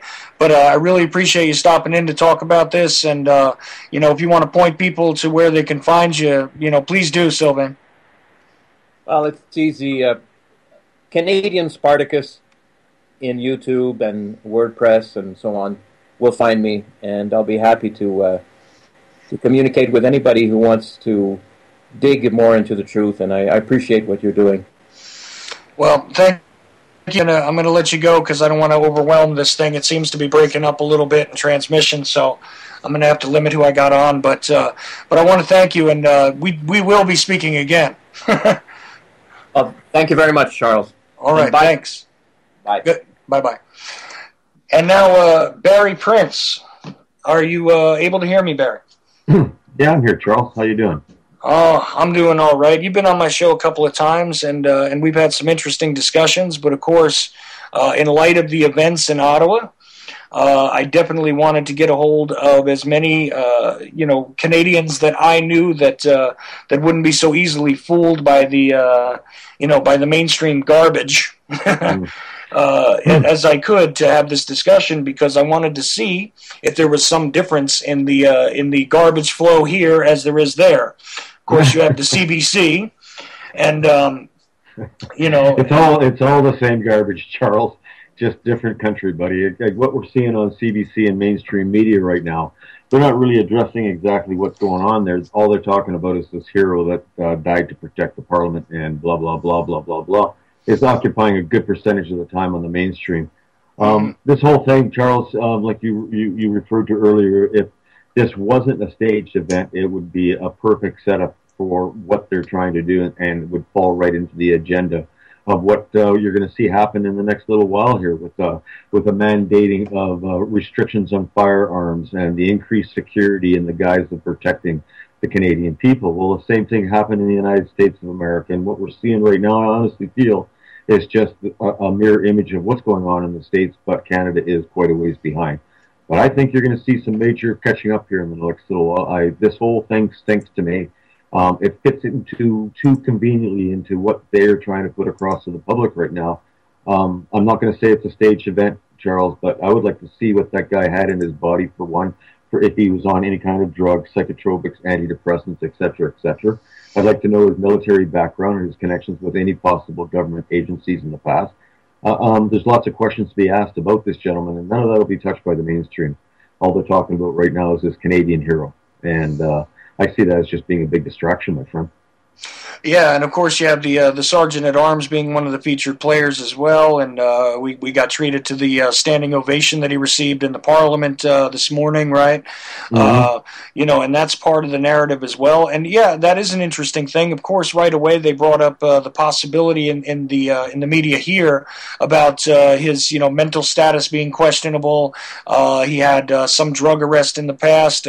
I note again to my listeners, there is always seemingly some weird connection to New Jersey, which is the state I was born in, so I always crack up at that. But either way, if it wasn't a staged event or allowed to happen on purpose, what are we looking at, right?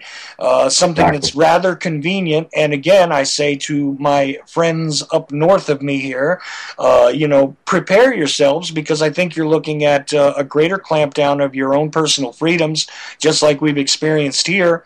And it seems to me as though, hey, they got a lot more mileage out of their dollar on this one, because it doesn't require as many deaths to get your prime minister making the same types of sweeping statements that we had out of our so-called president here.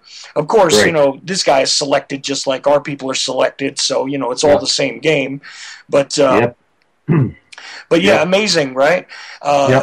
And I was just curious, I wanted to make sure that it wasn't just me and my American cynicism or anything else that was telling me, because I sat there and I said this at the top of the show with my infant son, And I said, and he can't even talk or understand me. He just either smiles at me or screams at me. But I said, watch this.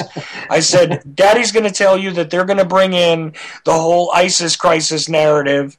And I won't be surprised if this kid's first word is ISIS, to be honest with you, because I complain about it so much.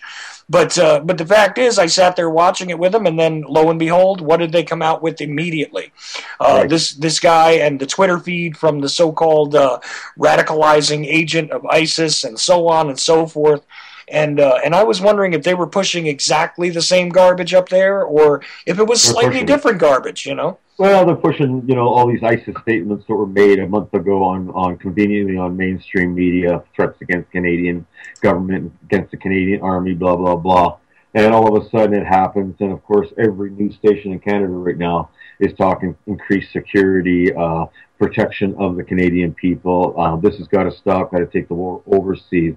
The propaganda, to me, Charles, just sounds like a dialogue. Something they've used over and over again. They've changed the players, they've changed the situation a little bit, but the basic dialogue is the same one that we've seen them use many, many times over and over again. That's why I just feel it's a little bit too convenient to be convenient. It just falls into exactly what they're trying to do. And it all stinks to me, my friend, until I know more about his mental state of being, a little bit more about what he was actually all about. A lot of that will be quashed, of course. All we'll be allowed to know is what they want us to know, because they control it. But hopefully we'll find out a little bit more about the whole situation, period. I have a lot of questions. Well, see, that's the camera angles especially, too, Charles. I'm sorry for interrupting, but what your previous guest was saying is exactly true. That area is under incredible camera surveillance, and as you referred to earlier, the one clip I happened to look at before I had to go downtown, they released a clip of the car pulling up, him getting out. Now, you can clearly see him get out of the vehicle. But the rest of the videos that they're providing are very, very sketchy and really don't point out too much. They're done from a long distance away. Why not release a high quality video right away? I mean, it's available. We know it's available. So there's a question that has to be asked right away. Well, yeah, that's the thing, and Sylvain, I happen to know is somebody that does work right by there, which is one of the reasons why I asked him to come on. Right. Because I had no idea what he was going to say, but I just knew that that was an area that he was very familiar with. I wasn't aware that he was also involved in the software and the cameras and everything else, and had firsthand knowledge of that. But guess what? This is part of the reality, and it's not like it's a secret that any type of installation in the government or relating to a high traffic area where you have VIP type people is going to be well surveilled. So yeah. I don't buy immediately that this is the only camera angle they're going to have on this, and that cell phone camera from inside is definitely not the only one they're going to have. Exactly. So I guarantee you there's a whole lot more coverage to be available here if they want to allow us to see it, if it supports their narrative, I think. Exactly. Well, so it sounds kind of a little bit like something happened in the States there called the Pentagon, where there were 64 cameras approximately taking pictures of the plane hitting the Pentagon, but no video ever released. Sounds something familiar to that effect to me, Charles. It's a mirror, buddy. Think about it for a second, eh? It was under heavy surveillance. Surveillance. It does occur to you, right? I mean, that a heavily surveilled area. Yeah, when I first saw the clip here about 2 hours ago, I've been watching the mainstream, I've been watching Sun News. I want to keep on top of how the propaganda guys this whole story. But yeah, that was I was looking at this video and I'm going like, I can see a car there way in the distance and I can't make anything out. But like you said, like your previous guest said, that area is monitored to heck. There ain't nowhere down there that you could go and not be seen on a camera in high visibility. So let's get the pictures out, guys, and see exactly what happened. It'll stop any conspiracy theorists like us nuts coming up with these stories, eh, Charles? Oh yeah, crazy conspiracy theorists. We need to stop those non-violent extremists. Isn't that what Cameron called us? Whoops. Threat to the state, buddy. A bigger threat to the state than ISIS, he said. Right, exactly. So a guy like me who sees conspiracies and things, which what actually does happen in the world of significance without the benefit of a conspiracy, I wonder. But I'm just one of these kooky, nonviolent extremists, Barry. So, but I know you are too, you dirty conspiracy theorist. So I know. I'm on the list, Charles, and we're probably right on the top. But you know what? If we're not on the list, I'd say to people, if you're not on the list, you're not doing something right in your life right now, because nothing is more important than what we talk about right now, getting people aware and trying to share the knowledge that we have. Exactly. The burden we carry, Charles, is immense. And my caution for anybody that that thinks I'm crazy is, well, just watch it unfold, okay? Because this is happening in real time. This is not something we're looking back historically and seeing the connections. This is going to happen and unfold right in front of your face, because this is the way it's done now, okay? And if you don't see that there's questionable things going on here right away, then I don't know why you're listening to me or talking to me, okay? Because I can't escape it. There was no way for me not to see this, And hey, look, I again wanted to check my head, though. I'm telling you right now, if you guys from Canada had gotten on my show tonight and told me that I was crazy, that this was just, this is just what it is, and that's the way it is in Canada, and hey, things like this are going to happen, and the mainstream has it correct, and, I'm not saying that a broken clock ain't right twice a day. They might actually have had it all correct, but it seems way too convenient to me, Barry. It does, and Charles, what brings our attention to this issue right away is the fact that we've both studied in great detail in the past false flags that have been pulled off by governments, and how they use false flags and how they use situations to control, manipulate, and implement thoughts into people's brains that they would normally not accept. And that's exactly what you're going to see happen in Canada here, because of the fear and this all of a sudden fear-mongering of terrorism. You see it all over the TV now. They'll propagate this to heck, and they're going to bring in some changes that are going to restrict our freedoms. They do it every time. It's just too convenient. It stinks to me, Charles. And until I know for sure that this guy was like independent, working by himself, no connections, no affiliations with government, no alternative motives, blah, blah, blah, I'm going to still say it stinks myself. That's what my first impression, buddy, all my life I've gone with my gut feeling on things, and this thing, my gut is just going upside down, going, this really doesn't fit, period. Well, I'll tell you, convenient. Exactly. And I'll tell you the last echo here that bothered me right away is, of course, they started using the term lone wolf, because, as you know, all this year we've had to hear about how these lone wolves were the biggest danger to us here in the West, and we needed to stamp out the ISIS construct as quickly as possible, because otherwise they were going to begin generating radicalized lone wolves on our own soil. Now, I'm not saying that this is an impossibility, but it does seem strange that, once again, they had the pretext already prepared for this story. You know what I mean? The groundwork had already been laid. And it just, again, looks to me like a fictional construct. And again, not saying that the event didn't occur, not saying that these two people didn't die, not saying that they didn't kill the shooter, or not saying that this couldn't have been a completely organic event. I'm not stating any of that. I'm also not going to agree that it is yet, because I don't believe we know the entire story. Although if you listen to the mainstream, we already know what happened. We know exactly what this guy's motives were. We know who he talked to. We know what Twitter feeds he was following. Yep. We obviously know what his political motivations were, and we'll just throw on top of the possibility that he may have been, mentally disturbed, and therefore easier, much more susceptible to suggestion and recruitment by these crazy foreign entities. Right, and if you were going to put a personality in front of the public that wanted to fit the proper agenda, you would create that person. And you know how much they can do to manipulate and create and change identities and implement stories, change backgrounds. I mean, their power is virtually limitless when it comes to that kind of stuff, Charles. There's so many questions that could be asked about this whole situation. Like I said, it's just too convenient. And you mark my words, my friend, you'll see a lot of propaganda come out of the Canadian government about greater gun restrictions, maybe mandatory registration will be brought in, and Canadians will go, yeah, maybe that's a good idea, keep the guns out of these guys' hands. But people got to realize that that's not going to change anything. the criminals will never give up their guns. Well, you know what's strange to me about that is because we only got about 15 minutes left, so I know we're not going to be able to expand upon this, tremendously.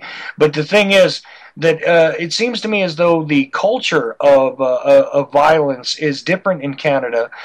You don't have quite the level of like sort of public violence, the random acts of violence that we seem to have in the U.S.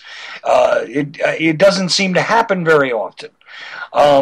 So I'm wondering if, like, there's a greater sensitivity for that up there, which they can then seize upon, or what, I mean, in any, like, metropolitan area in this country, you have plenty of gun violence, but then you have plenty of all kinds of violence. It doesn't really matter what the weapon is here. There's just high tension in the metropolitan areas, and therefore we have this kind of stuff on the streets. And to some degree you have that in Canada, but it's a way less prolific kind of effect, it seems, on your society. Now, I might be wrong, but so far it seems as though everybody agrees with me that that's not quite the case up there.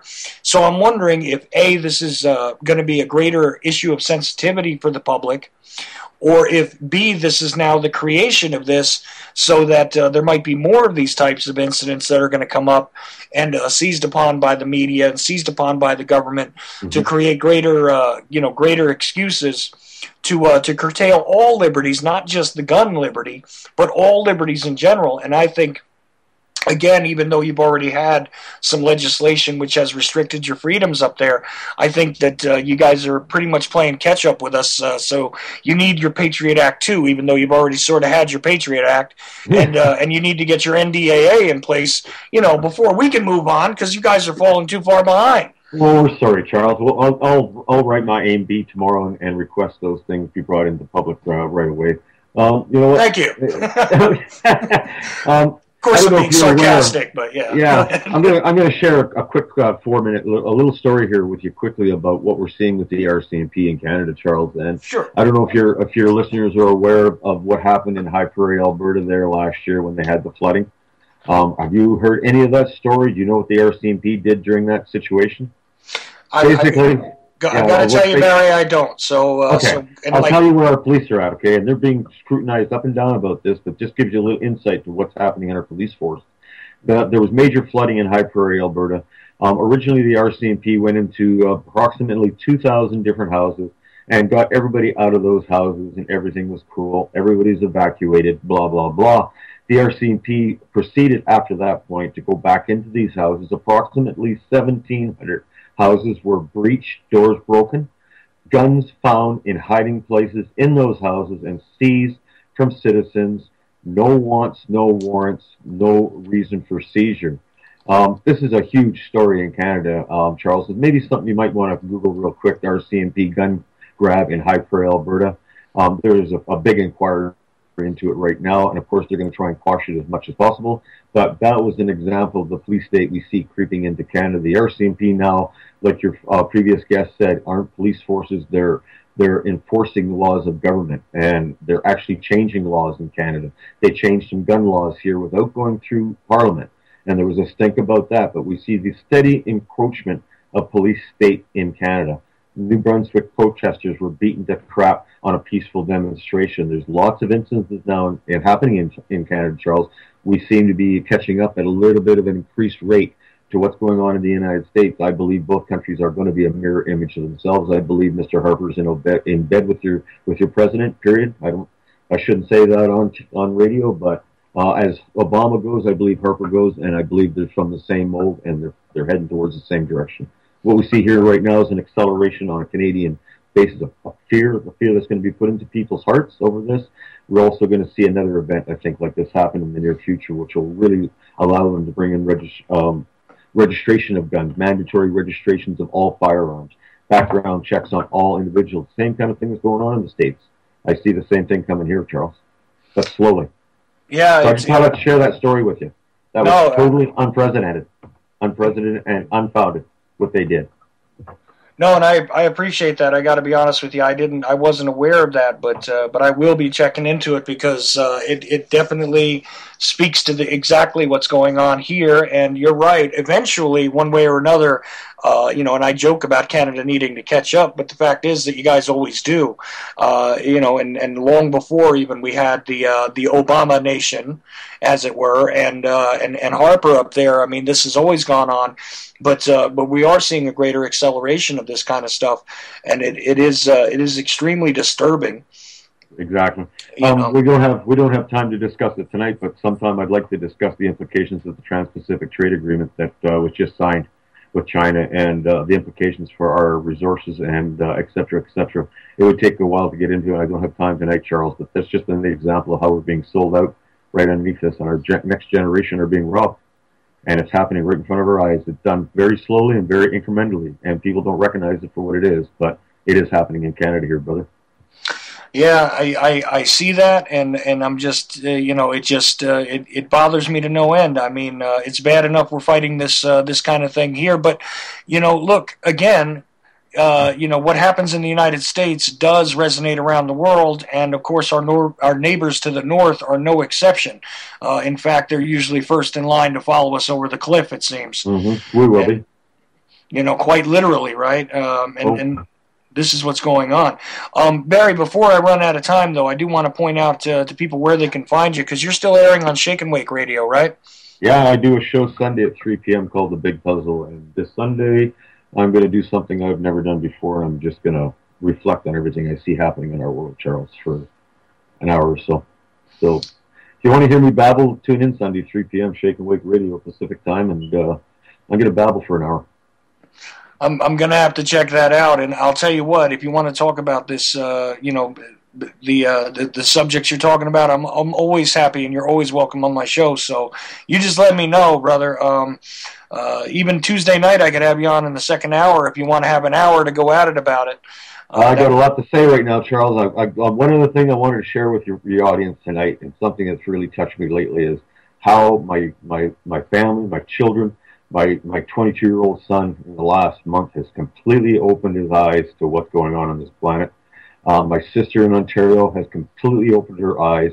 They're communicating with me in ways now that they've never communicated with me before. They're spending their time going down the rabbit hole, and all I'm hearing from is holy smokes, holy smokes, holy smokes. Barry, Charles, I've been banging this drum for about 4 years now. When I really woke up, and a lot of pushback against people. You're crazy. You're out in left field, but just this last little while, I've had tremendous response from my family. And all we have to do, folks, is open your heart to people and speak with your heart. Look them in the eye and speak with your heart, because we are in very, very serious times right now. Very serious times. That's all I wanted to say, Charles. It's been rewarding, my friend. Look, absolutely, and look, Barry, thank you for joining me tonight. I really appreciate it, and you are 100,000% correct when it comes to opening up your heart and speaking to people. This is what we need to do because we are aware of the reality around us. Some of us are catching up slower than others and whatnot, but the fact is that the more we increase our numbers, the better off we are going to be. So, thanks for having me on, Charles. Absolutely. Pleasure talking with you, buddy. Always. Absolutely. Thanks, Barry. And listen, you have a good night, and we will speak again soon, sir. No problem. All right. And Cy Girl, you still with me? Sure, yeah, I'm hanging in. All right. Look, we've only got, probably about 6 minutes left here, but I wanted you to kind of take this in, and I left you on even though I was clicking other people off, because I knew that you would take all this and wrap it around something interesting with me here. What do you think about all of what we just took in here? From Sylvan and from Barry and and from myself. I mean, regarding this incident alone and its resonance, so to speak. That I think we're looking at the beginning of something. Not necessarily the very beginning, but the beginning of something else that's going to occur later. And I do see the writing on the wall regarding Canada catching up to us. Regarding the Patriot Act 2, the NDAA, the other pieces of legislation that have absolutely destroyed personal freedoms on our own soil under the guise of fighting the war on terror, and et cetera, et cetera. I mean, how do you feel about all that? Well, apparently, NORAD was actually, at least this is according to CNN, and then again, CNN, how they're like some kind of cheap tabloid by now. They're like the National Enquirer or Midnight by now, right? But one of your previous guests, you referred to the incident that occurred on Monday, where Canadian authorities said that this guy who was supposedly radicalized, a motorist, killed a Canadian soldier with his car. And then then conveniently enough, the perpetrator was then himself shot and killed. So we don't have to have any trial. We don't have to have any, isn't that all?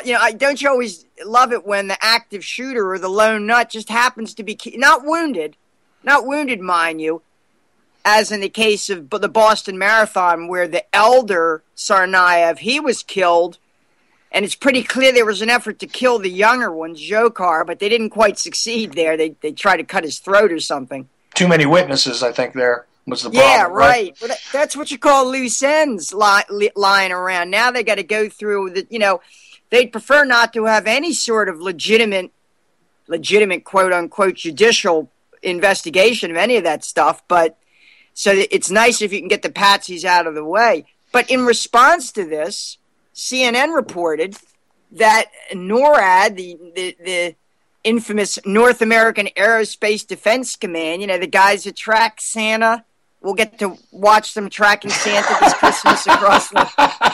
Yes, you're right.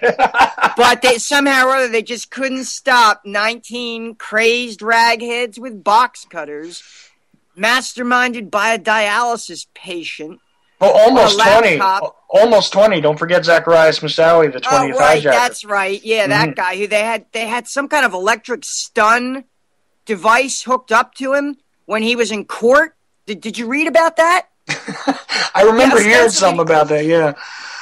Yeah, we're really getting into the realm of like futuristic dystopia, but it is here. And the scary thing, and by the way, I want to say I'm really grateful to people like your two prior guests for because they're on top of this, like they are so on top of what's happening that, places like UCY are where we're going to stay informed as long as you guys are on the air. I mean, who knows what's going to happen.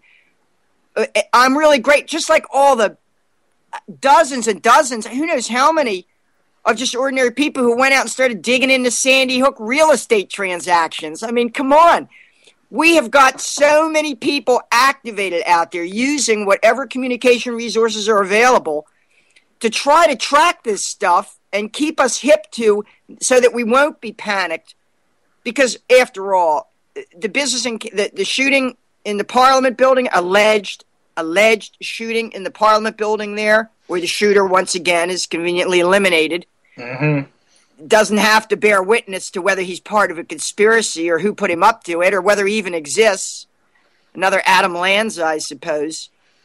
It has to always be considered in the context, in the historical context of the larger picture, which is their need to significantly advance the pace, accelerate the rate at which we normalize to a complete total surveillance police state. That means that means an end to privately held firearms. They can't tolerate that. And they're going to move against that in any way they can. It means universal mental health surveillance. Or they'll use it under the rubric of mental health. They already have so many people under court supervision in America, right? We have, like, per capita, the largest prison population, I guess. So they can profile people. That's what it's all about. Profiling means they can manipulate you. They can blackmail you if they know you're in debt, if they know you're going through a rough divorce. This is what it's about. And the sad thing is we all know what is the only economy left right now. DHS. I know people that work for DHS. I wonder how many of your listeners actually know people that work for DHS. What are they going to do? They're thinking about, so many people are plugged into this monster, this cancer, that it's going to have to be very surgical. The way we cut this cancer out without destroying the patient, without killing the patient, is going to have to be so well thought out and so surgical and so unmanipulated from the top down. And with that, I could seg off into a discussion of the latest developments in unearthing top-down manipulation of the 9/11 truth movement, but we don't have time. So right, unfortunately, we're just about out of time, and Cy Gorilla, as usual, salient, wonderful. I want to thank everybody for listening, everybody that called in. The Ochelli Effect is done. Thank you so much. TV, The Ochelli Effect. I am Chuck Ochelli. Live it. At the age of 19 in 1962, she was See, but I have the files.